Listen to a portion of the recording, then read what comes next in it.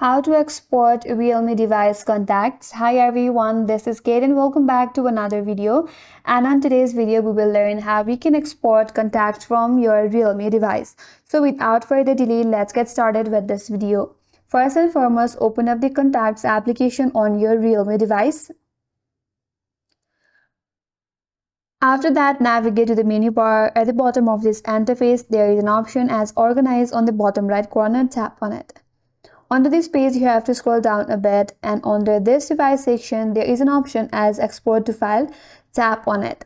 After that, you have to select the location where you want to save your file. If you want to save it to your device, you can do that.